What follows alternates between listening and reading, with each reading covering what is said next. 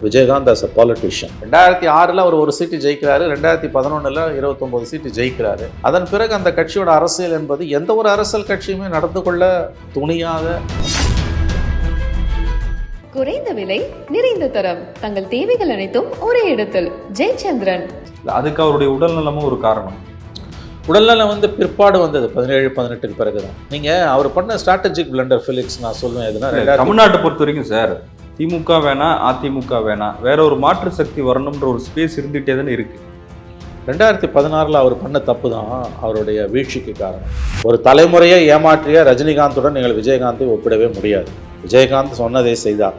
அதன் பிறகு அதில் சில தவறுகள் நடந்தன. அந்த விதத்திலலாம் விஜயகாந்தை நான் குறை சொல்லலை. விஜயகாந்த் அந்த விஷயத்தில் ஒரு பக்கா ஜென்டில்மேன், தைரியசாலி, பர்ஃபெக்ட் தைரியசாலி. சொன்னதை செய்தார். எளிதாகவே இருந்தாலும் அவர் முன்னாடி எதிர்த்து பேசியவர். அதோட விளைவு என்ன? அதுக்கப்புறம் அந்த பாலிடிக்ஸ் எப்படி கொண்டு போக முடிஞ்சது? அன்றைக்கி எதிர்த்து பேசியது என்பது வெறும் எதிர்த்து பேசினது கிடையாது. நான் சபையில் அன்றைக்கி இருந்திருக்கேன். கண்ணியமற்ற மொழிகளை அவர் பேசினார். அவருடைய உடல் மொழி ரொம்ப அவலமானதாக இருந்தது. அந்த ஒரு பக்கம் தானே பார்த்தீங்க, இன்னொரு பக்கம் அவரே கேட்டார்ல. இன்னொரு பக்கம் நான் பார்த்தேங்க, ஏடிஎம்கேக்காரங்க அவரை உசுப்புறாங்க, ப்ரொவோக் பண்ணுறாங்க, அவலமான வார்த்தைகளை சொல்லி ப்ரொவோக் பண்ணுறாங்க. பிடிச்சிட்டு அவர் சபைக்கு வந்தாருன்றதை கொச்சையான மொழிகளால் பேசி அவரை சூடேற்றுகிறார்கள். ஆனால் இப்போ செல்வி ஜெயலலிதாவுக்கு பிறகு ஒரு கட்சியின், ஒரு முக்கியமான கட்சியின் பொதுச் செயலாளராக ஒரு பெண் இருக்கிறாங்க, பிரேமலதா. அதை எப்படி பார்க்குறீங்க? பார்ட்டி இஸ் ஓவருங்க. அது அவங்க கட்சியில் அவங்க சேர்த்துக்கலாம். அவங்க 16க்கு பிறகு அவங்களோட வாக்கு வங்கி என்பது இன்றைக்கி அரௌண்ட் 1% தான் இருக்குது. வடிவேலு திட்டினதை மட்டுமே வச்சு திமுகவுடனான தன்னுடைய உறவை அவர் தீர்மானிக்க முடியாது. வடிவேலாக இருந்தாலும் அந்த பிரச்சாரத்தை பிளான் பண்ணதே திமுக தான். அது உண்மை. திமுகவை ஸ்பேஸ் கொடுக்காம வடிவேலு திட்ட முடியாது. வடிவேலுவை அவிழ்த்து விட்டது, விஜயகாந்துக்கு எதிராக ஏவி விட்டது திமுக. எவ்வளவு தூரம் கொச்சையாக பேச முடியுமோ திட்டினது திமுக தான். அதில் சந்தேகமே கிடையாது. செல்வி ஜெயலலிதா சட்டமன்றத்தில் விஜயகாந்த் முன்பாக பேசும்போது, இப்படிப்பட்ட ஒரு கட்சியோடு நான் கட்சி தலைவரோடு நான் கூட்டணி வச்சதுக்காக நான் வெட்கப்படுறேன்னு சொன்னாங்க. வெட்கப்படுகிறேன், வேதனைப்படுகிறேன், நான் வேண்டாம் என்று சொன்னேன். இதோ உட்கார்ந்திருக்கிறார்களே, இவர்கள் தான் என்னை வலியுறுத்தினார்கள். யாரு? நம்ம செங்கோட்டையன், ஓபிஎஸ், அப்படியே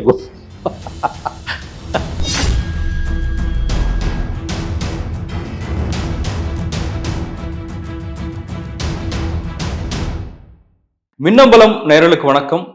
இந்த நேர்காணலில் நாம் சந்திக்கிறப்போர் மூத்த பத்திரிகையாளர் திரு மணி அவர்கள். வணக்கம். திரைப்பட நடிகரும் தேமுதிகவின் தலைவருமான திரு விஜயகாந்த் அவருடைய மறைவு. லட்சக்கணக்கான தொண்டர்கள் சென்னையில் அவர் உடலை பார்ப்பதற்காக திரண்டிருந்தாங்க. சென்னையின் சாலைகள் ஸ்தம்பித்து தான் போச்சு அந்த மக்கள் வெள்ளத்தில். திரைப்படத்துறையில் மட்டும் இல்லாமல் அரசியல் ரீதியாகவும் ஒரு முக்கியமான கட்சியாக தேமுதிக இருந்தது. 2011 தேர்தலில் பிரதான எதிர்க்கட்சி. அதன் பிறகும் கூட கூட்டணி அமைக்கப்படும் போது அது ஒரு முக்கியமான இடத்துல தேமுதிக இருந்தது. சமீபத்திய செயற்குழு பொதுக்குழு கூட்டத்தில் உடல்நலம் இல்லாத போதும் திரு விஜயகாந்த் அவர்கள் கலந்துக்கிட்டாங்க. அதில் பொதுச் செயலாளராக பிரேமலதா விஜயகாந்த் தேர்ந்தெடுக்கப்பட்டார். தேமுதிகவின் அரசியலை எப்படி பார்க்குறீங்க? தேமுதிகவின் அரசியல் என்பது ஆரம்பத்திலிருந்தே பத்திரிகைகளாலும் அரசியல் விமர்சகர்களாலும் மிகைப்படுத்தப்பட்ட ஒன்றாகத்தான் நான் பார்க்கிறேன். 2005 அவர் கட்சி ஆரம்பிக்கிறார். 2006ஆம் ஆண்டு சட்டமன்ற தேர்தல்களில் அவர் மட்டும் வெற்றி பெறுகிறார். அவர் வெற்றி பெற்ற தொகுதி முக்கியமான ஒரு தொகுதி, பாமக செல்வாக்குடன் இருக்கக்கூடிய ஒரு தொகுதி, விருத்தாச்சலம் என்ற. அந்த தொகுதியில் தான் திமுக 96 சீட்டு ஜெயிச்சது. மைனாரிட்டி கவர்மெண்ட்டின் ஜெயலலிதா அவர் அழைக்கப்பட்ட ஒரு அரசு. அந்த விருத்தாச்சலம் தொகுதியில் பிஎம்கே பெல்ட்டில் ஒரு கேம்பெயின் போகும்போது பெரிய அளவில் வன்முறையெல்லாம் நடந்தது. பாமக தொண்டர்களுக்கும் தேமுதிக தொண்டர்களுக்கும் வன்முறையை வெடித்தது. ஏன்னா பாமகவோட ஓட் பேங்கை அவர் வட மாவட்டங்களில் ஓரளவு தன்வயப்படுத்தினார். அது முக்கியமானது. ஒரு சீட் அவர் ஜெயித்தார். அதுக்கு பிறகு அப்போ கட்சி 8% ஓட்டு வாங்குச்சு. 2009 மக்களவைத் தேர்தல்களில் அதிகபட்சம் 10% வாங்கினாங்க. 2011 ஏடிஎம்கேடன் கூட்டணி சேர்ந்து 41 சீட் வாங்கி 29 சீட்டு ஜெயிச்சு உள்ளே போனார். எதிர்கட்சி தலைவராக வந்தார். திமுக 2011 ஆட்சி இழந்துட்டு வெறும் 23 சீட்டு தான் ஜெயிச்சது. அதிமுகவில் கூட்டணியில் இருந்த தேமுதிக பிரதான எதிர்கட்சியாக இருந்து எதிர்கட்சி தலைவர் அந்தஸ்தையும் அவர் பெற்றார். பட் அதுக்கு பிறகு 2012 தமிழக சட்டமன்றத்தில் நேரடியாக ஜெயலலிதாவுடன் மோதிய பிறகு அவருடைய இந்த கிராஃப் கீழே இறங்க ஆரம்பிச்சது. 7 எம்எல்ஏஸ் கட்சி மாறி போனாங்க. 2014 பிஜேபியோடு சேர்ந்து 14 சீட் வாங்கி பிரதான கட்சியாக பிஜேபி காம்பனண்ட்டில் இருந்தார். பட் சைபர் 2019 பிஜேபியோட இருந்து சைபர், 16 மக்கள் நல கூட்டணி ஒன்று ஆரம்பித்து இடதுசாரிகள் விசிகா மதிமுக நின்னப்போ அவங்களோட விஜயகாந்த் கூட்டணியில் நின்றார். அவர் மக்கள் நல கூட்டணி இல்லை, ஆனால் அதோட கூட்டணி வச்சார். முதலமைச்சர் வேட்பாளர் விஜயகாந்த் என்று அவர்கள் அறிவித்தார்கள். அது 1.5% ஓட்டு தான் வாங்கிச்சு, வாஷ் அவுட் 234-0. அதன் பிறகு 19 பிஜேபியோட சேர்ந்து 4 சீட் வாங்கி 0. 21 யாருமே சேர்த்துக்கல. பிஜேபி ஃப்ரண்ட்லையும் இல்லை, ஏடிஎம்கே ஃப்ரண்ட்லையும் இல்லை, ஏடிஎம்கே பிஜேபி அணிலையும் இல்லை, திமுகலையும் இல்லை, சீமானோடையும் இல்லை, தனியான என்ன சைபர். 11 முடிஞ்சு போச்சு. அரசியல் வாழ்க்கை 11 முடிந்து போனது. அதற்கு காரணம் அன்றைய ஆளுங்கட்சியாக இருந்த அதிமுக செல்வி ஜெயலலிதாவுடன் அவர் சட்டமன்றத்தில் அந்த மோதலுக்கு பிறகான அந்த எம்எல்ஏக்கள் கட்சி மாறியது. அதுதான் ஒரு கட்சியோட சரிவுன்னு சொல்லலாமா? அதெல்லாம் வெளியிலேருந்து வரக்கூடிய அழுத்தங்கள். தீதும் நன்றும் பிறதர வாரம். அது உள்ளுக்குள்ளே நீங்கள் பார்த்தீங்கன்னா விஜயகாந்த் ஆஸ் அ பாலிட்டிஷியன், நான் விஜயகாந்த் என்ற நடிகனை பற்றி எதுவும் பேச விரும்பவில்லை. விஜயகாந்த் ஆஸ் அ பாலிட்டிஷியன், அவர் ஒரு அரசியல்வாதிகளுக்குரிய இலக்கணங்கள் கிட்டத்தட்ட எதுவும் இல்லாத ஒரு அரசியல்வாதியாகத்தான் அவர் இருந்தார். 11 அவர் ஜெயிச்சு 41 சீட் வாங்கி 29 ஜெயிச்சார். அதன் பிறகு ஜெயலலிதாவுடன் ஏற்பட்ட மோதலில் ஜெயலலிதா கட்சியை உடைச்சாங்க. 7 எம்எல்ஏ மாறி போனாங்க. பிஜேபியோட 14 போனார், 19 போனார், 16 மக்கள் நல கூட்டணியோட போனார், 21 எங்கேயும் போகாமல் போனார். பாலிட்டிக்ஸ்ன்றதே அவர்கிட்ட இல்லை. ஆக்சுவலாக இன்றைக்கி நீங்கள் பார்த்தீங்கன்னா ரொம்ப ஒரு இன்ட்ரெஸ்டிங்கான ஒரு விஷயம், அவர் இறந்து போய்விட்டார். அவர் கட்சி சார்பாக தொலைக்காட்சிகள்லையோ யூடியூப் சேனல்ஸ்லையோ பத்திரிகைகளுக்கோ பேசுவதற்கு, தட் இஸ் ஊடகங்களுக்கு, அச்சு மற்றும் காட்சி ஊடகங்களுக்கு பேசுவதற்கு ஸ்போக்ஸ் பர்சன்ஸ் அவர் பார்ட்டிலேருந்து இல்லை. ஏன்னா முகமறிந்தவர்களாக இருந்தவங்களாம் ஒன்று ஏடிஎம்கே போயிட்டான், இல்லை டிஎம்கே போயிட்டான், இல்லை தனியாக அரசியலை விட்டு போயிட்டான். இன்ட்ரெஸ்டிங்லி பார்த்தீங்கன்னா பெரும்பாலான media, main stream media, television channels, முன்னணி சேனல்ஸ் எல்லாமே மஃபாய் பாண்டியராஜன் வீட்டில் போய் நிற்கிறாங்க, இல்லை அவர்கிட்ட ஃபோனின்னு கேட்குறாங்க. மஃபாய் பாண்டியராஜன் ஏடிஎம்கே போயிட்டார். இவர்கிட்ட 41 எம்எல்ஏ, 29 எம்எல்ஏல அவரும் ஒருத்தர். அதன் பிறகு ஜெயலலிதா தொகுதி பிரச்சனை சம்பந்தமாக சந்தித்த 7 பேரில் அவரும் ஒருத்தர். கட்சியை விட்டு விலகினார். 16 ஏடிஎம்கேல சேர்ந்து அப்புறம் எம்பி. துரோகமாக பார்க்கப்படுது. அதுக்கு தான் வரேன் உங்களுக்கு. அந்த கட்சி எப்படி இருக்குன்னு நான் சொல்ல வரேன். துரோகமா தியாகமான்றது ரெண்டாவது ஃபெலிக்ஸ். ஒரு அரசியல் கட்சிக்குரிய இலக்கணங்கள் எதுவுமே இல்லாத அரசியல் கட்சியாகத்தான் தேமுதிக நின்றது. 2006 அவர் 1 சீட்டு ஜெயிக்கிறாரு, 2011 29 சீட்டு ஜெயிக்கிறாரு. அதன் பிறகு அந்த கட்சியோட அரசியல் என்பது எந்த ஒரு அரசியல் கட்சியுமே நடந்து கொள்ள துணியாத, நினைத்து கூட பார்க்க முடியாத அளவுக்கான ஒரு அவலமான அரசியலாகத்தான் இருந்தது. பல பிரச்சனைகள் அவங்களுக்கு ஸ்டாண்டே கிடையாது. எதையாவது பேசுவாங்க. பேசுபவர்கள் செய்தி தொடர்பாளர்களை தொலைக்காட்சி விவாதங்களுக்கோ அல்லது மீடியாவை அட்ரஸ் பண்ணுறதுக்கோ அனுப்புவது இல்லை என்கின்ற கொள்கை முடிவே விஜயகாந்த் எடுத்தார். மூத்த அரசியல்வாதி பன்ருட்டி ராமச்சந்திரன் அவர் எப்போ விலைக்கு போனார்? 2013 அவர் விலைக்கு போய்விட்டார். அவர் தான் அந்த கட்சியோட பிரசிடியம் சேர்மனாக இருந்தார், அவைத்தலைவராக இருந்தார். தேமுதிகன்ற கட்சிக்கு பெயரை உருவாக்கி கட்சியோட சட்டத்திட்டங்களை உருவாக்கியவர் அவர். ஆனால் விஜயகாந்துடைய அந்த அணுகுமுறை, நடத்தை, பிஹேவியர் பிடிக்காமல் கட்சியை விட்டு வெளியேறிய மற்றவர்களுடன் சேர்ந்து அவரும் வெளியேறினார். ஆனால் விஜயகாந்தால் தான் வெற்றி பெற காரணமாக இருந்த அந்த ஆலந்தூர் தொகுதியை அவர் ராஜினாமா செய்தார். அவர் எம்எல்ஏ பதவியிலேருந்து விலகிட்டார். அதுக்கு பிறகு ஒரு ஏடிஎம்கேல ஐக்கியம் ஆயிட்டார். அந்த கட்சி உருவாவதற்கு காரணமாக இருந்த முக்கியமானவர்களில் ஒருவரான விஜயகாந்தை ஆரம்ப கட்டங்களில் வழி நடத்தியவர், தேமுதிகன்ற கட்சியை உருவாக்கி அதுக்கு சட்டத்திட்டங்களை வகுத்து எலெக்ஷன் கமிஷனில் அங்கீகாரம் வாங்கி கொடுத்ததில் பன்ருட்டி ராமச்சந்திரனுக்கு மிகப்பெரிய ஒரு பங்கு உண்டு. ஏன்னா அவருடைய அனுபவம் அங்கே பேசியது. அதன் பிறகு 13 7 பேர் வெளியேறும்பொழுது அவரும் வெளியேறினார். 14 பார்லிமெண்ட் எலெக்ஷன் ஒன்றும் இல்லாமல் போச்சு. 16 ஃபினிஷ்டு. பெரும்பாலான அவருடைய கட்சி தொண்டர்கள், எம்எல்ஏக்கள் அவர்கிட்ட அப்போ வெளியில் போகாமல் இருந்த 21 எம்எல்ஏ, 22 எம்எல்ஏக்கள் நாம் திமுகவுடன் போக வேண்டும் என்று கடுமையாக அவரை வலியுறுத்தினார்கள். கட்சி மாவட்ட செயலாளர் கூட்டத்தில் அதுதான் வலியுறுத்தப்பட்டது. வெளிப்படையாகவே பேசினார்கள். அவருடைய கட்சியில் 99% பேர் திமுகவுடன் போக வேண்டும் என்று தான் விரும்பினார்கள். அதற்கு நேரெதிர் பாதையில் அவர் பயணித்தார். அதனுடைய விளைவு 2016 கட்சி கம்ப்ளீட்டாக துடை தெரியப்பட்டது. தேமுதிக என்ற கட்சி 2013 கரையை தொடங்கி 2014 அந்த கரைந்து போதல் என்பது மேலும் வலுப்பெற்று 2016 கட்சி முழுவதுமாக மரித்து போனது. என்னை பொறுத்தவரையில் politically DMDK was dead in 2016. அரசியல் ரீதியாக அவங்க ஒரு கட்சி என்கின்ற அந்த ஒரு அளவுகோல்களின்படி நீங்கள் பார்த்தீர்கள் என்றால் அதற்கான இலக்கு முடிச்சிடறேன் ஃபெலிக்ஸ், அதற்கான இலக்கணங்கள் எதுவுமே அவரிடம் இல்லை என்பதுதான் என்னுடைய கருத்து. அதுக்கு அவருடைய உடல் நலமும் ஒரு காரணம். உடல்நலம் வந்து பிற்பாடு வந்தது 17-18க்கு பிறகுதான். நீங்க அவர் பண்ண ஸ்ட்ராட்டஜிக் பிளண்டர் ஃபிலிக்ஸ் நான் சொல்லுவேன் எதுனா தமிழ்நாட்டை பொறுத்த வரைக்கும் சார், திமுக வேணாம், அதிமுக வேணாம், வேற ஒரு மாற்று சக்தி வரணும்ன்ற ஒரு ஸ்பேஸ் இருந்துகிட்டே தானே இருக்கு. 2016 அவர் பண்ண தப்பு தான் அவருடைய வீழ்ச்சிக்கு காரணம். திமுகவுடன் அவர் கூட்டணி சேர்ந்திருந்தால் தமிழக அரசியல் மாறி இருந்திருக்கும். அவர் 2005 கட்சி ஆரம்பித்த பொழுது சொன்னது 2006 ஃபேமஸ் வேர்ட்ஸு மக்களுடனும் இறைவனுடன் தான் கூட்டணி என்றார். ஆனால் 2011 ஜெயலலிதாவோட ஏடிஎம்கேவோட சேரும்போதே அது மாறி போச்சு. அப்போ அவரை கேட்ட கேள்வி செய்தியாளரிடம், நான் ஜெயிச்சிட்டேன், என் கட்சியில் இருக்கவங்க பதவி வேணும், எம்எல்ஏ பதவி வேணும் அப்படின்லாம் விரும்புகிறாங்க, அவர்களுக்கு நான் நல்லது செய்ய விரும்புகிறேன். 16 அவர் திமுகவோடு போயிருந்தால் உங்களுக்கு தெரியும், கலைஞர் ஒரு நாள் காலையில் பழம் நழுவி பாலில் விழுந்து கொண்டு இருக்கிறதுனாரு. ஏன்னா அட்வான்ஸ் ஸ்டேஜில் இருந்து பேச்சுவார்த்தை. அதுக்கு அடுத்த ஒரு 2 நாள் 48 மணி நேரத்தில் அவர் பல்ட்டி அடிச்சார், மக்கள் நல கூட்டணியோட போய் சேர்ந்தார். அவர் திமுகவுடன் 2016 கூட்டணி சேர்ந்திருந்தால் தமிழக அரசியலின் போக்கே வேறு மாதிரி இருந்திருக்கும். இந்த சிக்கல் நாம் ஏற்கனவே பேசியது போல மூப்பனாருக்கு வந்தது.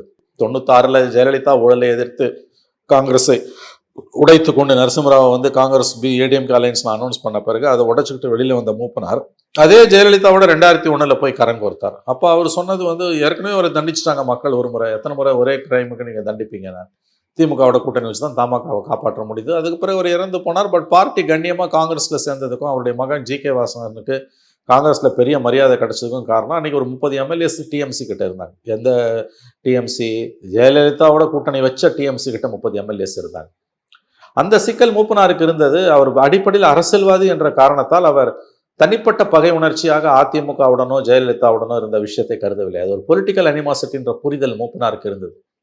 துரதிருஷ்டவசமாக விஜயகாந்த் அவர்களுக்கு அரசியல் ரீதியிலான எதிரிகளை அவர் தனிப்பட்ட எதிரிகளாக பாவித்ததன் விளைவு, குறிப்பாக திமுகவை தனிப்பட்ட முறையில் அவர் வெறுக்க தொடங்கியதுதான் அவருடைய வீழ்ச்சிக்கான அதாவது வந்து பிள்ளையார் சுழின்னு சொல்லுவாங்க. அது அமைஞ்சது எப்பன்னா 2016 அவர் திமுகவுடனான கூட்டணியை விரும்பாமல் தனித்து போட்டிட்டது. அவர் திமுகவோட கூட்டணியில் போயிருந்தார். நான் சொல்றது அது தப்பு ரைட்டுன்றதுக்குள்ள வேற. வாக்கு வங்கி அரசியல் இருக்க ஒரு கட்சி தனிப்பட்ட பகை உணர்ச்சி எல்லாம் பார்த்துட்டு இருக்க முடியாது. என் கல்யாண மண்டபத்தை அடிச்சிட்டான், என் காலேஜை அடிச்சிட்டான்லாம் சொல்லுவது அபத்தமானது. அது அரசியல் கிடையாது. பொலிட்டிக்கலாக நீங்கள் ஏடிஎம்கேவோட சேர்ந்து 41 சீட் வாங்கி 29 ஜெயிச்சு எதிர்கட்சி ஆகுறீங்க. அடுத்த எலெக்ஷன்ல ஆப்வியஸ்லி நீங்க திமுகவோட தான் பயணப்பட்டு இருக்கணும்.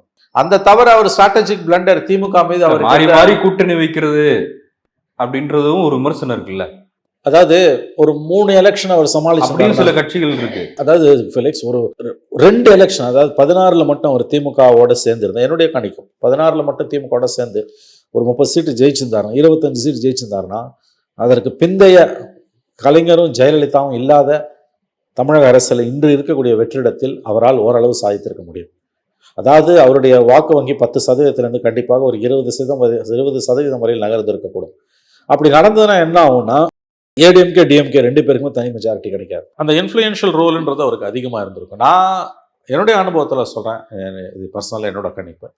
அவர் பண்ண ஸ்ட்ராட்டஜிக் பிளண்டர் 16 திமுகவோட சேராமல் தனித்து களம் கண்டது. எந்த அரசியல்வாதியும் செய்ய துணியாத ஒரு காரியத்தை, அரசியல் தற்கொலையை அவர் மேற்கொண்டார். 11 ஏடிஎம்கேனா 16 திமுக தான் வேணும்னா, அதுக்கு அடுத்த எலெக்ஷன் வேணால் 2 பேர் வேணான்னு போகலாம். அவர் இயற்கையாகவே பார்த்து அந்த வாய்ப்பை கொடுத்தது. 16 திமுகவோட நின்று இருந்தால் தமிழக அரசியல் தலையெழுத்தே மாறி வந்திருக்கும். ஜெயலலிதா ஆட்சிக்கு மறுபடியும் வந்திருக்க முடியாது. திமுக விஜயகாந்த் கூட்டணி கண்டிப்பாக ஆட்சிக்கு வந்திருக்கும். அதற்கு பிந்தைய கலைஞர் ஜெயலலிதா இல்லாத போஸ்ட் கலைஞர் போஸ்ட் ஜெயலலிதா அரசியலில் தமிழ்நாட்டில் ஓரளவு சக்தியாக அவரால் வளர்ந்திருக்க முடியும். அவரே அதற்கு தன்னைத்தானே அது வந்து சூனியம் வச்சுக்கிறதுவாங்க. 16 டிசிஷன் ஆங்கிலத்தில் சொன்னால் பொலிட்டிக்கல் சூசைட் அவர் எடுத்து அதற்கான விலையை அவர் கடைசி வரைக்கும் கொடுத்தாரு. கட்சி முடிஞ்சு போச்சு. தேமுதிகன்ற கட்சி என்னை பொறுத்தவரையில் அது முற்றிலுமாக கரைந்து போய்விட்டேன். உச்ச நட்சத்திரங்கள் கூட அரசியலுக்கு வருவதாக அறிவித்து அப்புறம் வரல அப்படின்றதும் அறிவிச்சிட்டாங்க. ஆனால் விஜயகாந்தை பொறுத்த வரைக்கும் கலைஞர் ஜெயலலிதா உயிரோடு இருக்கும்போதே அரசியல் களத்தை கண்டவர் அப்படிங்கிற ஒரு பேர் அவருக்கு இருக்குல்ல. வரேன்னு சொல்லி வராம போகல. அவர் வந்து வரேன் அப்படின்னு சொல்லி மக்களுடைய நம்பிக்கை ஏமாத்தல. அவர் ஒரு நடிகரா இருந்து மக்கள் செல்வாக்கு இருந்த போதும் அரசியல் களத்துல சந்திச்சார். அதை எப்படி பாக்குறீங்க? அது பாராட்டத்தக்கது, அதுல மாற்று கருத்து இடமில்லை. நான் அரசியலுக்கு வரமாட்டேன் மங்காத்தா ஆடி 25 வருஷம் ஒரு தலைமுறையை ஏமாற்றி கடைசியில் டிசம்பர் 3, 2020 கொரோனா பீக்கில் இருக்கும்போது நான் அரசியலுக்கு வர்றது உறுதி. டிசம்பர் 29 நான் வந்து டீட்டெயில்ஸ் அனௌன்ஸ் பண்ணுறேன்னு சொல்லிட்டு அதுக்கு ஒரு நாள் முன்னாலேயே ப்ரெஸ்ஸை குமிச்சு எனக்கு கிட்னி டிரான்ஸ்பிளான்ட் நடந்திருக்கு, நான் அரசியலுக்கு வர்றது நான் எல்லாருக்கும் கஷ்டம், நான் வரமாட்டேன்னு சொல்லிட்டு போனார் ரஜினிகாந்த். ஒரு தலைமுறையை ஏமாற்றிய ரஜினிகாந்துடன் நீங்கள் விஜயகாந்தை ஒப்பிடவே முடியாது. விஜயகாந்த் சொன்னதை செய்தார். அதன் பிறகு அதில் சில தவறுகள் நடந்தன. அந்த விதத்திலலாம் விஜயகாந்தை நான் குறை சொல்லலை. ஒருபோதும் ரஜினிகாந்தை நீங்கள் விஜயகாந்துடன் ஒப்பிடவே முடியாது. ரஜினிகாந்த் ஜெயலலிதா மீண்டும் ஆட்சிக்கு வந்தால் தமிழகத்தை ஆண்டவனாலும் காப்பாற்ற முடியாது என்று 95 தெரிவித்த ரஜினி தான் ஆட்சிக்கு அரசியலுக்கு வருவது உறுதி உறுதி என்று ஒரு கட்டத்தில் நம்ப வைத்தார். பிறகு வருவனா வரமாட்டானான்னு சொன்னார். அப்புறம் வெற்றிடம் இருக்குது, நாங்கள் இட்டு நிரப்பது உறுதினார் ஜெயலலிதா மரணத்துக்கு பிறகு. அதுக்கு பிறகு நீங்கள் போய் எழுச்சியை ஏற்படுத்துங்கனாரு. அதுக்கு பிறகு நான் வந்துட்டேன்னாரு, கன்ஃபார்ம் நான் வந்துட்டேன்னு சொன்னார். அப்புறம் 28 நாள் பொறுத்து இல்லை நான் வரலைன்னாரு. ஆகவே ஒரு மறுபடியும் சொல்லுகிறேன், வருவனா வரமாட்டேனா என்று சொல்லி உள்ளே வெளியே விளையாட்டு விளையாடி ஒரு தலைமுறையை ஏமாற்றிய ரஜினிகாந்தோடு நீங்கள் ஒருபோதும் விஜயகாந்தை ஒப்பிட முடியாது. விஜயகாந்த் அந்த விஷயத்தில் ஒரு பக்கா ஜென்டில்மேன், தைரியசாலி, பர்ஃபெக்ட் தைரியசாலி, சொன்னதை செய்தார். ஆனால் நாம் அவரை விமர்சிப்பது என்பது அவருடைய அரசியலை வைத்துத்தான். ரஜினியுடன் ஒப்பிட்டு அதை விமர்சிப்பது என்பது அது குறுகிய பார்வை. ஜெயலலிதாவே இருந்தாலும் அவர் முன்னாடி எதிர்த்து பேசியவர். அதோட விளைவு என்ன? அதுக்கப்புறம் அந்த பாலிடிக்ஸ் எப்படி கொண்டு போக முடிஞ்சது? அன்னைக்கு வந்து எதிர்த்து பேசியது என்பது வெறும் எதிர்த்து பேசினது கிடையாது. நான் சபையில் அன்னைக்கு இருந்திருக்கேன். கண்ணியமற்ற மொழிகளை அவர் பேசினார். அவருடைய உடல் மொழி வந்து ரொம்ப அவலமானதாக இருந்தது. அந்த ஒரு பக்கம் தானே பாத்தீங்க, இன்னொரு பக்கம் ஏன் அவரே கேட்டார்ல. இன்னொரு பக்கம் நான் பார்த்தேங்க. இன்னொரு பக்கம் அவர்கள் போக்கிரிகளாக, அதிமுக எம்எல்ஏக்கள் போக்கிரிகளாக மிக மிக கேவலமாக நடந்து கொண்டார்கள். அவையெல்லாம் உண்மை. ஆனால் ஒருபோதும் ஒரு ஸ்டாலினோ கலைஞரோ ஏன் பண்டுட்டி ராமச்சந்திரனோ அப்படி நடந்து கொண்டிருக்க மாட்டார்கள். அன்னைக்கு சபையில ஸ்டாலினும் இருந்தாரு, துரைமுருகன் இருந்தாரு, பண்டுட்டியும் இருந்தார். ஏடிஎம்கே காரங்க அவரை உசுப்புறாங்க, ப்ரொவோக் பண்றாங்க, அவலமான வார்த்தைகளை சொல்லி ப்ரொவோக் பண்றாங்க. பிடிச்சிட்டு அவர் சபைக்கு வந்தாருன்றதை கொச்சையான மொழிகளால் பேசி அவரை சூடேற்றுகிறார்கள். நீங்க வந்து ப்ரொவோக் ஆகக்கூடாது. அவரை ப்ரொவோக் பண்ணது உண்மை. மோசமான வார்த்தைகளை சொல்லி அவரை வந்து உசுப்புனாங்க, அவரை ப்ரொவோக் பண்ணாங்க. நீங்க ஏன் ப்ரொவோக் ஆனீங்க? நாக்க துருத்திக்கிட்டு அவர் பேசிய வார்த்தைகள் எல்லாம் அவலமானவை. அதில் தான் வந்து அந்த அம்மா உரிமை குழுக்கு விசாரணைக்கு அனுப்பிச்சு, உரிமை குழுக்கு போனால் 1 வருஷம் அவன் முடிவு வரதுக்கு 2 வருஷம் 6 மணி நேரத்தில் முடிவை வாங்கி அவரை 1 மந்த் கூட்டத்தோட பூரா சஸ்பெண்ட் பண்ணி காரை பிடுங்கி, கொடியை பிடுங்கி, ஃபோனை பிடுங்கி அன்னையோட முடிச்சுது. அதுக்கப்புறம் சட்டசபைக்கு அவர் போவே இல்லை. அதுக்கு பிறகு கட்சியை சுக்கலாக உடைக்க ஆரம்பித்தாங்க அந்த அம்மா. இதெல்லாம் நம்ம பார்த்துருக்கோம்.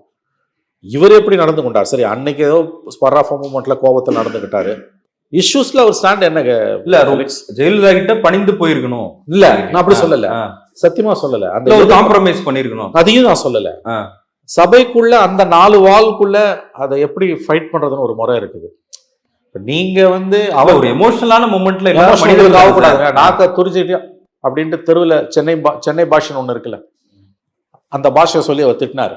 சபையில் இருக்குது இந்த விஷுவல்ஸ். அப்போ நான் சபையில் இருந்தேன், எனக்கு தெரியும். அவங்க அதை நோக்கி அவரை புஷ் பண்றாங்க. நீங்க ஈல்டு ஆகுறீங்க. அதை தான் நான் சொன்னேன். ஒரு பாரம்பரியமிக்க கட்சியான திமுக அல்லது அந்த கட்சியிலே இருக்க பண்டுட்டி ராமச்சந்திரன் அவர் அப்படி ஈல்டு ஆக மாட்டார். இதே பண்ருட்டியை, இது நடந்தது 2012 ஜெயலலிதாவோட 3வது ஆட்சி காலத்தில். இதே பண்டுட்டி ராமச்சந்திரன் 91-96 ஜெயலலிதாவோட ஆட்சி காலத்தில் அவர் பாமகவோட ஒரே ஒரு உறுப்பினராக இருந்தப்ப, விடுதலை புலிகளுக்கு ஆதரவாக ஒரு ஸ்டாண்ட் எடுத்தப்ப, சபைக்குள்ள அவரை பேச விடாமல் 1.5 மணி நேரம் ஜெயலலிதாவும் ஒரு 10 மந்திரிகளும் அவரை வந்து பேச விடாமல் எவ்வளோ இம்சை கொடுக்க முடியுமோ கொடுத்தாங்க. ஒரு வார்த்தை அவர் வாயில தப்பா வரல. இந்த கண்ணியம் காத்தார் அவர். அதான் ஒரு சீசன்டு பாலிட்டிஷியனுக்கான அழகு. இவர் வெடிச்சிட்டார். அதாவது வந்து சொல்லக்கூடாத வார்த்தைகளை உள்ள சொன்னார். அவருடைய பிஹேவியர் என்பது வந்து ரொம்ப ரொம்ப சீப் அண்ட் வல்கராக தான் இருந்தது. அதோட அர்த்தம் வந்து அவர் ஜெயலலிதாவிட்ட பணிஞ்சு போயிருக்கணும், ஜெயலலிதாவை எதிர்க்கக்கூடாது அப்படி நான் சொல்லலை. அது முட்டாள்தான், அப்படி நான் சொல்ல மாட்டேன். திமுகவை எவ்வளோ தடவை ஜெயலலிதா ப்ரொவோக் பண்ணியிருக்காங்க, ஸ்டாலினோ அல்லது மற்றவர்களோ. அவங்க யாருமே இப்படி நடந்துகிட்டது கிடையாது. தூக்கி வெளியில் போடுவாங்க, வெளியில் வந்து பேசலாம் நம்ம. ஆகவே அவருடைய தனிப்பட்ட முறையில் அவருடைய குணாம்சங்கள் என்பவை என்னை பொறுத்தவரையில் பொது வாழ்க்கையில் இருக்கக்கூடிய ஒருவருக்கு கண்டிப்பாக பொருந்தாத குணாம்சங்கள். ரொம்ப கண்ணியமான மொழிகள் சொல்கிறது, அதை கூட நீங்கள் ஒதுக்கிடுங்க ஃபெலிக்ஸ், அதை கூட நீங்கள் ஒதுக்கிடலாம். இறந்துட்டாரு, சரி, அது பேச வேணாம். அவரோட பாலிடிக்ஸ் என்ன? அவருடைய பாலிடிக்ஸ் என்பது நிச்சயமாக மக்களால் நான் பயன்பெற்றிருக்கிறேன், இந்த மக்களுக்கு ஏதாவது நல்லது செய்யணும். அந்த மக்களுக்கு நல்லது செய்யறதுக்கு ஒரு மரம் இருக்குது. நாக்க துருதிக்கிட்டு டேஷன் அசம்பிளியில பேசுறது கிடையாது. ஒரு சம்பவம் சார், அதுதான் விஜயகாந்த் ஆயிடாதுல்ல. ஒரு பானை சோத்துக்கு ஒரு சோறு பதம். சரி, நான் அடுத்து உங்ககிட்ட வரேன். அவரோட ஸ்டாண்ட் என்ன? பொலிட்டிக்கலி அவரோட ஸ்டாண்டு பல விஷயங்கள் என்ன எனக்கு சொல்லுங்க. பல ஒரு அரசியல் கட்சின்னு எடுத்தீங்கன்னா, அது சிறிய கட்சியோ பெரிய கட்சியோ, அவங்களுக்கு வந்து ஒரு முக்கியமான இஷ்யூஸ், அட்லீஸ்ட் முக்கியமான இஷ்யூஸ்ல ஒரு ஃபர்ம் ஸ்டாண்ட் இருக்கணும். எல்லா அரசியல் கட்சிகளுக்குமே அது மாற்று கட்சிகளா வர எல்லாருமே சொல்றது ஊழல் இல்லாத தமிழ்நாடு. Very good. சொல்லுங்க. சொல்லுங்க. தனியார் மயம் இல்லாத மருத்துவமனை, சரி. இலவச கல்வி, அதனால அவரும் முன்வைக்கிறாரு. பாட்டாளி மக்கள் கட்சின்னு ஒரு கட்சி இருக்கு, சின்ன கட்சி தான் அவங்களும். கிட்டத்தட்ட இவங்களுக்கு ஈக்குவலாக தான் இருப்பாங்க. அது இவங்களோட 1% 2% கூட இருக்கலாம், குறைவாக இருக்கலாம். Around 5 to 6%. இவரும் கிட்டத்தட்ட அரௌண்ட் 5% இருந்து 10% ஆகி இப்போ 1% ஆகிட்டார். இஷ்யூஸில் அவங்க ஸ்டாண்ட் எடுக்கிற மாதிரி வேறு தமிழ்நாட்டில் எந்த கட்சியுமே ஸ்டாண்ட் எடுக்க மாட்டாங்க நான் சொல்வேன். செயல்படுத்துகிறாங்களோ இல்லையோ. அதாவது முக்கியமான கொள்கைகளில் இந்த கட்சியோட ஸ்டாண்டுன்றது என்ன? இந்த வாய் வார்த்தையால் வந்து இது அது பேர் என்ன, நீங்கள் என்ன சொன்னீங்க இப்போ? ஊழல் ஊழல் வறுமை ஒழிப்பு. ஒழிப்பு. இதெல்லாம் இது மட்டும் போதுமா? எந்த பிரச்சனைக்கு களத்தில் அந்த கட்சி இறங்கி போராடி இருக்கு? எந்த பிரச்சனைக்கு அந்த கட்சிக்கு ஸ்டாண்ட் இருக்குது? நீங்கள் அவங்கள வந்து ஒரு அரசியல் அரசியலறைனா அன்றைய அதிமுக ஆட்சி இருந்தப்ப பல விஷயங்கள் அவங்க போராட்டம் நடத்தியிருக்காங்க. ஆட்சிக்கு எதிராக 16க்கு பிறகு பால் விலை உயர்வு, மின்கட்டண உயர்வு, அந்த போராட்டங்கள் நானே கவர் பண்ணியிருக்கேன். அதாவது நீங்கள் இன்னமும் சரியா நான் சொல்றதை விளங்கிக்கல, அல்லது நீங்கள் இன்னமும் அவங்க அந்த கட்சியோட கோர் கொள்கை என்னன்னு கேட்குறீங்க? என்னதாங்க அவங்களுக்கு ஸ்டாண்டு? பல விஷயம் சரி. இப்போ வந்து 14லையும் 19லையும் அவங்க பிஜேபியோட நின்னாங்க, போய் சேர்ந்தாங்க இல்லையா? அது அது அது அந்த கட்சியை எப்படி நீங்கள் எடை போடுவீங்க? 14ல் கூட நின்று 14ல பாமக கூட இருந்தாங்க, மதிமுக கூட இருந்தாங்க. 14லையும் 19லையும் ஒரு கூடவே இருந்தார். 14ல் அவங்க இருந்தாங்க, 19ல் 2 எலெக்ஷனில் ஒரு கூட இருந்தார். பொதுவாக அவங்களோட ஸ்டாண்ட் என்னங்க? பிஜேபியோட இருக்கிறதால மட்டுமே வச்சு கூட நான் சொல்லலை, நீங்கள் சொல்கிறத நான் ஒத்துக்கிறேன். எல்லாருமே கூட போகிறான் வரான், உள்ளே வெளியுமா இருக்கான். இவங்களோட முக்கியமான மக்கள் பிரச்சனைகளை அவங்க களத்தில் இறங்கி போராடினாங்கன்னு ஏதாவது நீங்கள் சொல்ல முடியுமா? வாய் வார்த்தைகளை சும்மா லிப் சர்வீஸாக விலைவாசி உயர்வு, பால் கட்டண உயர்வு, சிஏஏ பற்றி உன் பிரச்சனை என்ன, விலைவாசி உயர்வை பற்றி உன் பிரச்சனை என்ன, நீட்டை பற்றி நீ எத்தனை இறங்கி போராடி இருக்க, மும்மொழி கொள்கையில் உன்னுடைய பிரச்சனை என்ன, புதிய கல்விக் கொள்கையில் உன்னுடைய பிரச்சனை என்ன, மாநிலத்தோட உரிமைகளை பாதிக்கக்கூடிய விஷயங்கள். இன்றைக்கி மோடி கவர்மெண்ட் வந்த பிறகு தமிழ்நாடு அரசோட மாநிலத்துக்கான உரிமைகள் எந்த அளவுக்கு பாதிக்கப்படுது, கவர்னருக்கும் சிஎம்முக்குமான பிரச்சனைகள் உன்னுடைய கருத்து என்ன? அதாவது எல்லா விஷயத்தையும் ஒருத்தர் கருத்து சொல்லுமா நீங்கள் கேட்குறீங்க. நான் அப்படி சொல்லலை. மாநிலத்தின் நலன் சார்ந்த அடிப்படையில் இது ஒரு மாநில கட்சி. மாநிலத்தின் நலன் சார்ந்த எவ்வளவோ பிரச்சனைகள் இருக்கின்றன. அதிலெல்லாம் அவங்களோட ஸ்டாண்ட் என்ன? தொலைக்காட்சி விவாதங்களுக்கும் பத்திரிகைகளுக்கும் ஊடகங்களுக்கும் யூடியூப் சேனல்ஸுக்கும் கட்சி சார்பாக ஸ்போக்ஸ் பர்சன்ஸை அனுப்புறதே அவங்க நிறுத்தி பல ஆண்டுகள் ஆகிறது. அதை பிஜேபியும் செஞ்சாங்க, அதிமுகவும் இல்லைங்க. பிஜேபி செஞ்சதுக்கும் ஏடிஎம்கே செஞ்சதுக்கும் தேமுதிக செஞ்சதுக்கும் அடிப்படையில் வித்தியாசம் இருக்குது. அவர்கள் வந்து ஒருதலை பட்சமாக இந்த ஊடகங்கள் இயங்குகின்றன என்பதால் அதை செஞ்சாங்க. இன்னைக்கு வர ஆரம்பிச்சிட்டாங்க. பாஸ்ட் 6 months வர ஆரம்பிச்சு. பிஎம்கே கூட செஞ்சாங்க, பிஎம்கேவும் செஞ்சாங்க. இப்போ அவங்களும் வர ஆரம்பிச்சிருக்காங்க.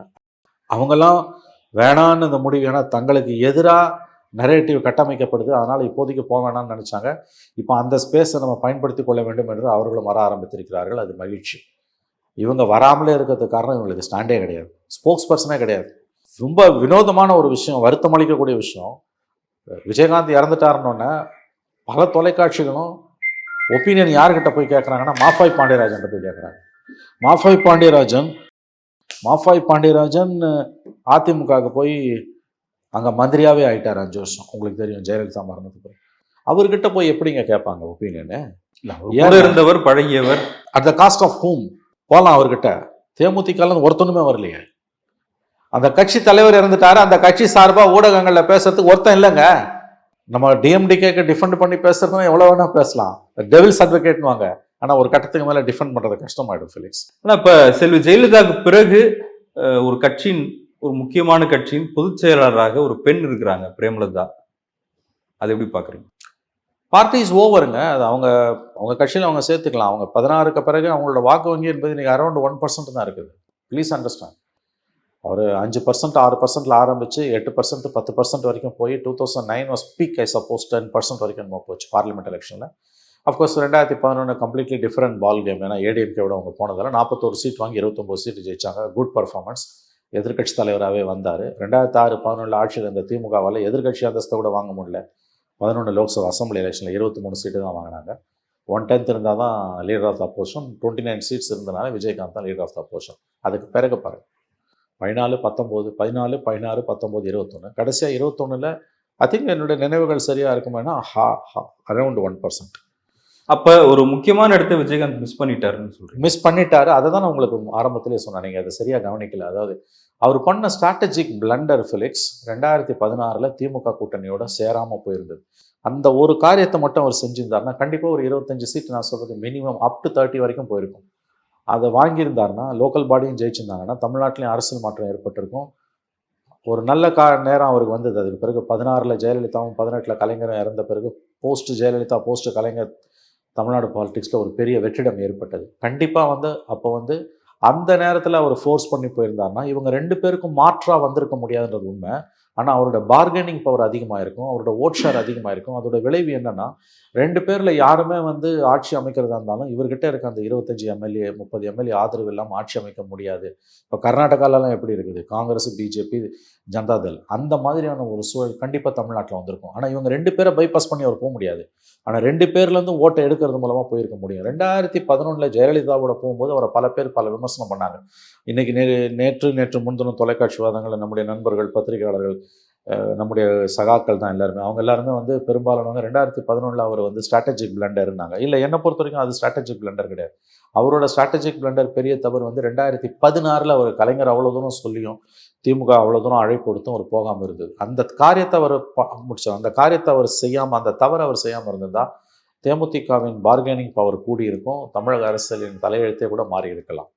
2011 தேர்தலில் சார் திமுக மேடைகளில் நடிகர் வடிவேலு அவர் எப்படியெல்லாம் விமர்சிச்சாரு அப்படின்றது ஊடகங்கள்ல இருக்கு, இன்னுமே பதிவா இருக்கு. அதை சாதாரணமா எடுத்துக்க முடியுமா ஒரு கட்சி தலைவர்? எடுத்துக்க முடியாது. திமுக தான் அந்த ஸ்பேஸ் கொடுக்குறாங்க. இல்லை, நான் எடுத்துக்க முடியாதுங்க. ஆனால் இதை நல்ல பாயிண்ட்டுக்கு வரீங்க. வடிவேலு திட்டினது, விஜயகாந்தோட கல்யாண மண்டபத்தை இடித்தது, இதெல்லாம் வந்து அரசியல்வாதிகள் அந்த ஒற்றை காரணிகளை அல்லது இரட்டை காரணிகளை வைத்து அரசியலை நகர்த்த முடியாது. வடிவேலு திட்டினதை மட்டுமே வச்சு திமுகவுடனான தன்னுடைய உறவை அவர் தீர்மானிக்க முடியாது. வடிவேலாக இருந்தாலும் அந்த பிரச்சாரத்தை பிளான் பண்ணதே திமுக தான். அது உண்மை. திமுக ஸ்பேஸ் கொடுக்காம வடிவேலு வந்து திட்ட முடியாது. வடிவேலுவை அவிழ்த்து விட்டது, விஜயகாந்துக்கு எதிராக ஏவி விட்டது திமுக. எவ்வளவு தூரம் கொச்சையாக பேச முடியுமோ திட்டினது திமுக தான், அதில் சந்தேகமே கிடையாது. ஆனால் பாலிடிக்ஸ்ன்றது வந்து ஸ்டாட்டிக்காக ஒரு இடத்துல தேங்கி போகிறது கிடையாது. அரசியலில் நிரந்தர எதிரியும் இல்லை, அரசியலில் நிரந்தர எதிரியும் இல்லை, நிரந்தர பகையும் இல்லை. நீங்கள் வந்து உங்களுக்கான ஒரு ஸ்பேஸ் அரசியலில் வேணும், சில விழுமியங்கள் உங்களுக்கு இருக்குது அப்படின்னும் போது நீங்கள் அதை தாண்டி தான் போகணும். ராமதாஸ் ஒரு ஸ்பேஸோட நான் சொல்கிறேன், 95 நான் நேரில் பார்த்தவன்ற முறையில் சொல்கிறேன். நீங்கள் எவ்வளோ தூரம் நம்புவீங்கன்னு எனக்கு தெரியாது. 95 அன்றைக்கு தடா சட்டம் இருந்தது. அந்த தடா சட்டத்தை எதிர்த்து டாக்டர் ராமதாஸ் அவர்கள் வள்ளூர் கோட்டத்திலிருந்து ஆளுநர் மாளிகை நோக்கி ஒரு ஊர்வலத்தை நடத்துகிறார். தடா சட்டம் கொட்டாக்கு முன்னால் அந்த தடா சட்டம். அப்போ நான் சுதேசமித்திரனில் நிருபராக இருந்தேன். அந்த விதை நான் கவர் பண்ணுறேன் 28 வருஷத்துக்கு மேலே. இதே மாதிரி ஒரு டிசம்பர் மாதம் நல்லா ஞாபகம் இருக்குது. அப்போ போலீஸ் லட்டி சார்ஜ் பண்ணுறாங்க. அவரை லட்டி சார்ஜ் பண்ணி நொங்கம்பாக்கம் ஸ்டேஷனில் அவரை உட்கார வச்சுருக்காங்க ரிமாண்ட் பண்ணுறதுக்கு முன்னால். அப்போ அவர்கிட்ட உங்களுக்கெல்லாம் நல்லா தெரிஞ்ச ஒரு செய்தியாளர் ஒரு தொலைக்காட்சி நடத்தி கொண்டிருக்கிறார். அவர் இன்னும் நாங்கள் ஒரு 4-5 பேர். அப்போ இவ்வளோ மீடியா கிடையாது, தொலைக்காட்சியெலாம் சுத்தமாக கிடையாது. அப்போ டாக்டர் நீங்கள் இவ்வளோ ஏடிஎம்கேவை எதிர்க்கிறீங்க, நாளைக்கு இதே அதிமுக ஜெயலலிதா சிஎம் அப்போ அவர் ரிமாண்ட் பண்ணுறதுக்கு கொஞ்சம் நேரம் முன்னால் இப்போ எதிர்க்கிறீங்க, நாளைக்கு இதே அதிமுகவோட உங்களுக்கு கூட்டணி வராதுன்னு உறுதியாக அவங்களால சொல்ல முடியுமா? அரசியலில் நிரந்தர எதிரி இல்லை, பகையும் இல்லை, இதை விட பெரிய அளவில் மோதிக்கொண்ட ரசாபாசமான தலைவர்கள் கூட மறுபடியும் கூட்டணி வச்சுருக்காங்க. இப்போ அதிமுக உங்களுக்கு கூட்டணி வராதுன்னு உறுதியாக அவங்களால சொல்ல முடியுமானார். அந்த அட்மாஸ்பியரில் அந்த கேள்வி என்பது ரொம்ப தைரியமான ஒரு கேள்வி. ஆனால் அப்படியே ஒரு கொதிநிலையாக இருக்குது. கட்சிக்காரன் கொதிச்சிருக்கான், அடிப்பட்டு நிற்கிறான், ரிமாண்ட் பண்ண போகிறாங்க, அந்த ப்ராசஸ் நடந்துகிட்டு இருக்கு. அப்போ அவர் சொன்ன வார்த்தை, வரும் அதிமுகவுடன் கூட்டணி வரும், என் தாயை நான் புணரும் பொழுது வரும். இதே வார்த்தையை அவர் சொன்னார் 95 ஆச்சா. அப்படியே கட் பண்ணி கேமராவை கொண்டு வாங்க. 98 பிப்ரவரி பார்லிமெண்ட் எலெக்ஷனில் ADMK, PMK, MDMK, Vazhapadi Congress, BJP 5 பேரும் கூட்டணியில் நிற்கிறாங்க. ஜெயலலிதா அந்த 18 ஓட்டு வச்சு கடைசியில் ஒரு ஓட்டில் கவுத்தாங்களே. அப்போ வந்து இதே மாதிரி அந்த எலெக்ஷன் வந்து ஃபீவர் ஸ்டார்ட் ஆகிடுச்சு. 98 பிப்ரவரியில் எலெக்ஷன்ஸு. 98 ஜனவரின்னு நினைக்கிறேன். அந்த அம்மா ஒவ்வொரு பார்ட்டி ஆஃபீஸாக போயிட்டு வந்தாங்க. அப்போ பாமக பார்ட்டி ஆஃபீஸுக்கு போயிட்டு அந்த அம்மா வெளியில் போன பிறகு, அந்த நாட்டுமுத்து நாயகன் தெரியல, சின்ன சின்ன ஆஃபீஸ்க்கெல்லாம் போனாங்க. அவங்க போன பிறகு ராமதாஸை கேட்டாங்க, இதே கேள்வியை சொல்லி கேட்டாங்க. இப்படிலாம் சொன்னீங்களே 95 3 வருஷம் 2.5 வருஷம் தான் ஆகுது, இப்போ போய் கூட்டணி சேர்ந்துருக்கீங்களே, அரசியலில் இதெல்லாம் சாதாரணப்பா. யார் கவுண்டமணி காமெடியை சொன்னார். நான் ஏன் இதை உங்களுக்கு சொல்ல வரேன்னா, இப்போ நீங்கள் சொன்ன உதாரணம் இருக்குது பார்த்தீங்களா, 2011 நடிகர் வடிவேலுவை விஜயகாந்துக்கு எதிராக தளம் அமைத்து கொடுத்து பொலிட்டிக்கல் ஸ்பேஸ் கொடுத்து ஏவி விட்டது திமுக தான் என்பது எல்லோருக்கும் தெரியும். ஆனால் அந்த ஒற்றை காரணத்தை வைத்து ஒரு வாக்கு வங்கி அரசியலில் இருக்கக்கூடிய கட்சி முடிவை எடுக்கிறது என்றால் முதல்ல அப்படி அவர் முடிவு எடுத்தாருன்றதே என்னால் நம்ப முடியல. வேறு சில காரணங்கள் அது ஒரு காரணமா கூட அது ஒரு காரணம், அதான் நான் சொல்ல வரேன். அதாவது அது மட்டுமே முடிவுன்னு சொல்ல முடியாது, அதை தாண்டி வேறு சில காரணங்கள் இருக்கின்றன. அது ஓப்பனாக இன்னைக்கு பேச முடியாது. மேபி 5 வருஷம் 10 வருஷம் பொறுத்து யாராவது பேசுவாங்க. எப்படி பார்த்தாலும் நான் சொல்ல வர பாயிண்ட்டு, நான் திரும்பவும் சொல்கிறேன், 2 கழகங்களுக்கு மாற்று என்று சொல்லிக்கொண்டு அரசியல் செய்வது என்பது வேறு. ஆனால் 2 கழகங்களில் நான் ஒரு கழகத்தை தேர்ந்தெடுத்த பிறகு அடுத்த தேர்தலில் இன்வேரியபிளி நான் இன்னொரு கழகத்துக்கு தான் போக வேண்டும். அப்படி இல்லை என்றால் என்னுடைய அரசியல் வாழ்க்கை சூனியமாகி போகும் என்பதற்கு மூப்பனார் ஒரு உதாரணம். இந்த புரிதல் இல்லாமல் அவர் வடிவேலை வச்சு என்ன அவலமாக திட்டுனாங்க, என் மண்டபத்தை அடிச்சாங்க, இந்த காரணங்கள் எல்லாம் ஏற்றுக்கொள்ளக்கூடிய காரணங்கள் அல்ல. அவரும் திமுக வேண்டாம் என்று 16 எடுத்த முடிவுக்கு வடிவேலுவோ அல்லது மண்டபத்தை இடித்ததோ காரணம் அல்ல. அதிகாரப்பூர்வமாக வெளியில் சொல்ல முடியாத விஷயங்கள் இருக்கின்றன. செல்வி ஜெயலலிதா சட்டமன்றத்தில் விஜயகாந்த் முன்பாக பேசும்போது, இப்படிப்பட்ட ஒரு கட்சியோடு நான் கட்சி தலைவரோடு நான் கூட்டணி வச்சதுக்காக நான் வெட்கப்படுறேன்னு சொன்னாங்க. வெட்கப்படுகிறேன், வேதனைப்படுகிறேன், நான் வேண்டாம் என்று சொன்னேன், இதோ உட்கார்ந்து இருக்கிறார்களே இவர்கள் தான் என்னை வலியுறுத்தினார்கள். யாரு? நம்ம செங்கோட்டையன், ஓபிஎஸ். அப்படியே இல்ல, அப்ப கூட்டணி அமைச்சதுனால அப்படி ஒரு நிலைமை நமக்கு வந்திருக்கு. அது வேண்டான்னு கூட அவர் யோசிச்சிடலாம்ல. அதுக்காக சொல்றேன். இல்ல, ஒரு வாக்கு வங்கி இருக்கக்கூடிய அரசியல் தலைவர் அப்படி யோசிக்க மாட்டார் என்று நீங்க கேட்கறது எனக்கு புரியுது. நீங்க டெவில்ஸ் அட்வொகேட்டா பிஹேவ் பண்றது நல்லது. ஏன்னா காமன் மேனோட சந்தேகங்களை போக்கிக் கொள்வதற்கும் ஒரு ஜேர்னலிஸ்டா அந்த மாதிரி தான் நீங்க பேசணும். ஆனால் அப்படி இல்லை ஃபிலிக்ஸ். அது நான் என்னோட அனுபவத்தில் நான் உங்களுக்கு சொல்கிறேன். நான் இந்த அரசியல்லையும் இந்த ஃபீல்டில் இருக்கிறதாலையும் பாலிட்டிஷியன்ஸோட மைண்டு எப்படி ஒர்க் பண்ணுன்றத ஓரளவு தெரிஞ்சவன்ற முறையில் எனக்கு தனிப்பட்ட முறையில் விஜயகாந்த் மேலே எந்த பகையோ காழ்ப்புணர்ச்சியோ கிடையாது. ஆனால் ஒரு அரசியல்வாதியாக நான் அவரை எடை போடும்பொழுது ஏமாற்றம் தான் மிஞ்சுகிறது. அதனால் எனக்கு அவர் மீது பெரிய மரியாதை கிடையாது. இது தனிப்பட்ட பகை அல்ல. அவரை ஒரு பாலிட்டிஷியனாகவே என்னால் ஏற்றுக்க முடியல, to be frank with you. மற்றவங்க எல்லாரும் இன்க்ளூடிங் ராமதாஸ், அவர் மீது எனக்கு நிறைய விமர்சனம் உண்டு. அவர் ஜாதி அரசியல் பண்ணுறாரு, கடுமையான கண்டனத்துக்குரியது. பட் ராமதாஸ் மேலே எனக்கு இருக்க மரியாதை. Is a politician. அவர் செய்யக்கூடிய தவறுகள் ஒரு அரசியல்வாதி செய்யக்கூடிய தவறுகள். விஜயகாந்த் அடிப்படையில் ஒரு அரசியல்வாதியே அல்ல. ஆகவே அவர் செய்யக்கூடிய தவறுகள் அரசியல்வாதியின் தவறுகளே அல்ல. இது ரொம்ப தமிழகத்திற்கு ரொம்ப ரொம்ப ரொம்ப ஒரு அவலமான ஒரு விஷயமாகத்தான் நான் பார்க்கிறேன். அன்னைக்கு சட்டமன்றத்தில் ஐ திங்க் மார்ச் 12, 2012 அன்னைக்கு நடந்த அந்த சம்பவம் என்பது தவறாக நினைக்கக்கூடாது. பொது வாழ்க்கையில் இருக்கக்கூடிய ஒரு மனிதர் இவ்வளவு கீழ்த்தரமாக நடந்து கொள்ள முடியுமா என்கின்ற அதிர்ச்சியை ஏற்படுத்திய சம்பவம். அதை விட அதிகமாக ப்ரொவோக் பண்ணியிருக்காங்க. யாரை? நம்முடைய பண்டூட்டி ராமச்சந்திரனை பண்ணியிருக்காங்க. என் திமுக ஜெயலலிதா மேலே அட்டாக் பண்ணியிருக்குது. பட் ஒரு எதிர்க்கட்சி தலைவர் அந்தஸ்தில் இருக்கக்கூடிய ஒருவருடைய அந்த பிஹேவியர் என்பது அது மட்டும் அல்ல, நான் ஒத்துக்கிறேன். அதற்கு பிறகு நடந்த பல சம்பவங்கள் உங்களுக்கு தெரியும். இப்போ நீங்கள் கேட்டதால நான் சொல்கிறேன், இருக்குது எல்லாமே ரெக்கார்ட்ஸில். 2015-16 ஒரு செய்தியாளர் சந்திப்பில் அவர் காரி உமிழ்ந்தார், எச்ச துப்பினார். அது குறித்து பெரிய விவாதங்கள் நடந்தது.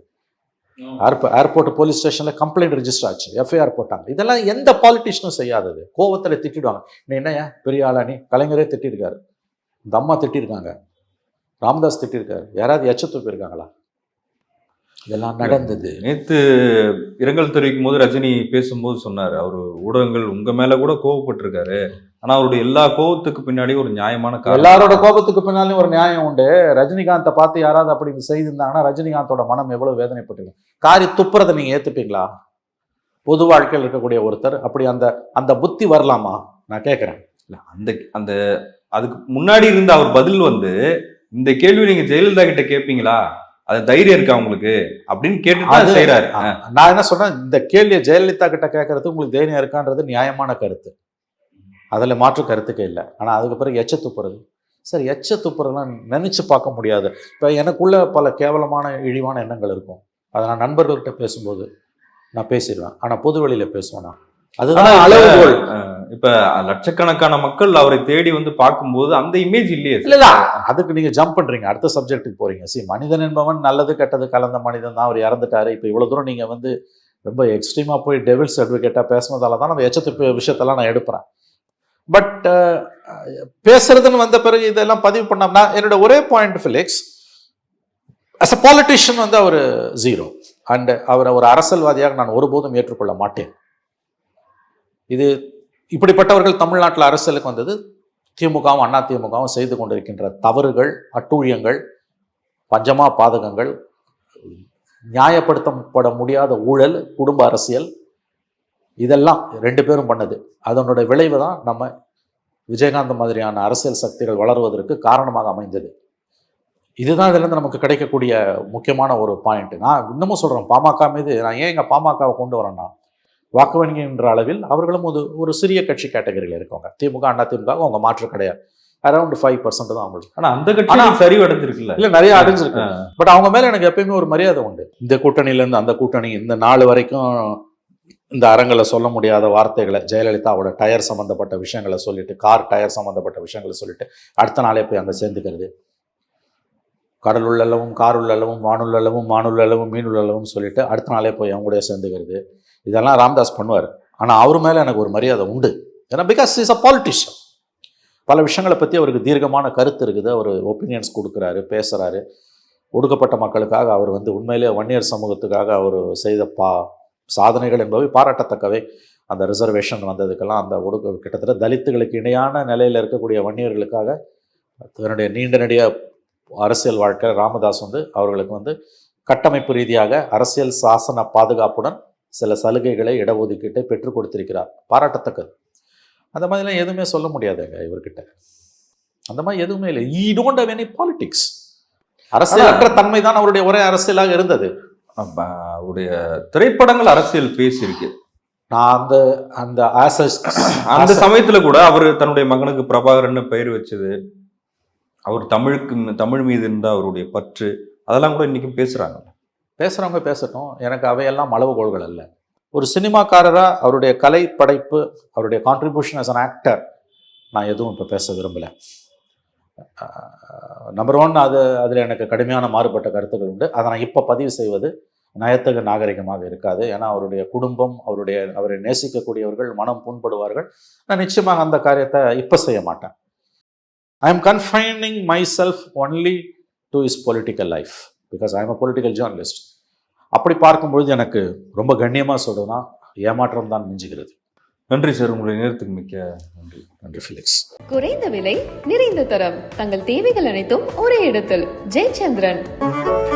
மின்னம்பலம்.com, தமிழின் முதல் மொபைல் பத்திரிகை.